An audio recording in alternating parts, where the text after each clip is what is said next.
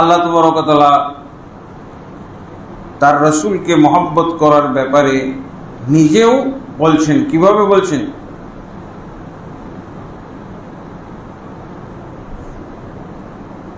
উমিরতু আন উকাতিলান নাস হাত্তা ইয়াশহাদু আন লা ইলাহা ইল্লাল্লাহ ওয়া আন্নী রাসূলুল্লাহ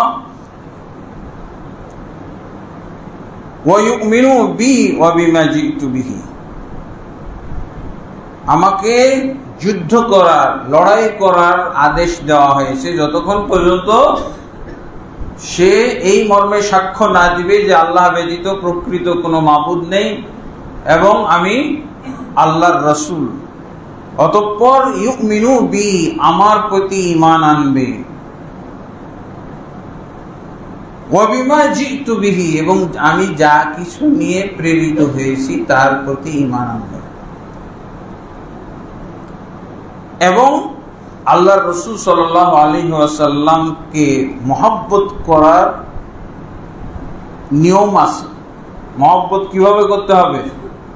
মহব্বত করতে হবে এমন মহব্বত যে আল্লাহর পরে যা কিছু আছে আল্লাহর সৃষ্টি জগতে সব কিছুর চাইতে বেশি মহব্বত করতে হবে।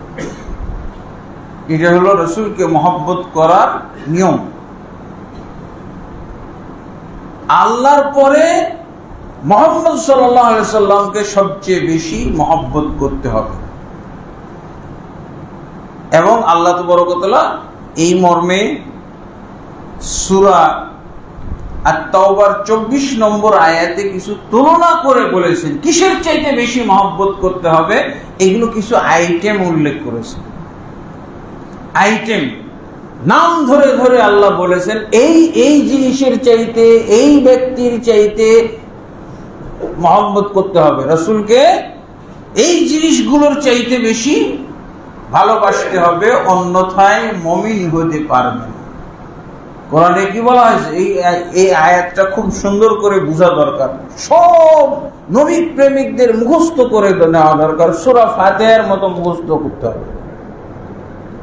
এটা হলো নবী প্রেমের আসল আয়াত। আল্লাহ তুলনা করে বলে দিয়েছেন। কি বলছেন? কুল ইন কানা আবাউকুম ওয়া আবনাউকুম ওয়া ইখওয়ানুকুম ওয়া আজওয়াজুকুম ওয়া আশীরাতুকুম ওয়া আমওয়ালুন ইখতারাফতুমুহা ওয়া তিজারাতুন তাখশাউনা কাসাদাহা ওয়া মাসাকিনু তারদাউনাহা আহাব্বা ইলাইকুম من الله ورسوله وجهاد في سبيله فتربصوا حتى يأتي الله بأمره। তারপরে আল্লাহ কি বলছেন? والله لا يهدي القوم الفاسقين। আয়াতের শেষে যারা নবী সাল্লাল্লাহু আলাইহি সাল্লামকে এই জিনিসগুলোর, এই ব্যক্তিদের চাইতে বেশি ভালো না বাসবে, এদের নাম বলছে এরা মুমিন নয়, এদের নাম রাখতে হবে ফাসিক। ফাসিক ভাই,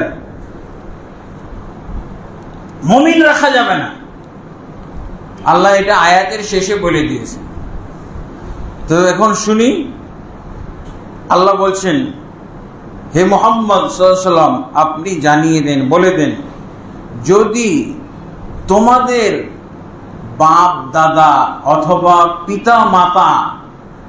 পিতামাতা অথবা তোমাদের সন্তান সন্ততি, ছেলে মেয়ে, ওয়া ইখওয়ানুকুম এবং তোমাদের ভাই, ওয়া আশীরাতুকুম এবং তোমাদের বংশের লোকেরা, জ্ঞাতি গোষ্ঠী, ওয়া আমওয়ালুন এবং তোমাদের ধন সম্পদ যেগুলো তোমরা কামাই করেছো, উপার্জন করেছো। একজন তো উপার্জন কামাই করতে করতে 1000 কোটি টাকাও কামাই করে ফেলছে। তা আল্লাহ কি বলছেন? যদি তোমাদের এই উপার্জিত সম্পদ যা তোমরা কামাই করেছো, ওয়া তিজারাতুন এবং তোমাদের ব্যবসা বাণিজ্য, বিশাল ব্যবসা বাণিজ্য, শত শত তার প্রতিষ্ঠান, ব্যবসা প্রতিষ্ঠান হয়ে গেছে। এই ব্যবসা বাণিজ্য যেই ব্যবসা বাণিজ্যের কোনো ক্ষতি হোক এটা চায় না, ব্যবসা বাণিজ্যের যেন ক্ষতি না হয়। ওয়া মাসাকিন তারদাউনাহা, এবং যে বাড়ি তোমরা তৈরি করেছো ঢাকা শহরে, গুলশানে, বাড়িধারায়, বনানীতে যে বাড়ি করেছো, কত দামি দামি বাড়ি, এই জিনিসগুলো এই ব্যক্তিরা যদি আল্লাহর চাইতে বেশি মহব্বতের হয় বা রাসূলের চাইতে বেশি মহব্বতের হয়, অথবা আল্লাহ এবং আল্লাহর রাসূলের কোন বিধানের চাইতে বেশি মহব্বতের হয়। আল্লাহ এবং আল্লাহর রাসূলের বিধান কি? এই যে সালাত পড়তে এসেছি, জুমার সালাত, এই জুমার সালাতের চাইতে যদি বেশি মহব্বতের হয়, ব্যবসা বাণিজ্য, বাড়ি ঘর, পিতামাতা, সন্তান সন্ততি, এরা যদি সব আল্লাহ এবং আল্লাহর রাসূলের চেয়ে বেশি মহব্বতের হয়, অথবা আল্লাহ এবং আল্লাহর রাসূলের কোনো বিধানের চেয়ে বেশি মহব্বতের হয়, বিধানের মধ্যে তো সব কঠিন বিধান হলো কি? জিহাদ। এই জিহাদের নামটা বলেছে। আচ্ছা, সালাতকে মহব্বত করতে পারলাম, কিন্তু কি বলছে? ওয়া জিহাদিন ফি সাবিলিহি, আল্লাহর রাস্তায় জিহাদ করা, জান বিসর্জন দেওয়া, এটাকেও যদি মহব্বত না করে, এই যে জিহাদের বিধানটা কে দিল? আল্লাহ দিয়েছে না? জিহাদের বিধান কে নিয়ে এসেছে? রাসূলুল্লাহ সাল্লাল্লাহু আলাইহি ওয়াসাল্লাম আনে নাই। অতএব এই জিহাদকেও মহব্বত করতে হবে, যেহেতু আল্লাহর পক্ষ থেকে এসেছে, যেহেতু রাসূলের পক্ষ থেকে এসেছে, এই জিহাদকেও মহব্বত করতে হবে। কিসের চাইতে? ওই যে বনানীর বাড়িটার চাইতে বেশি।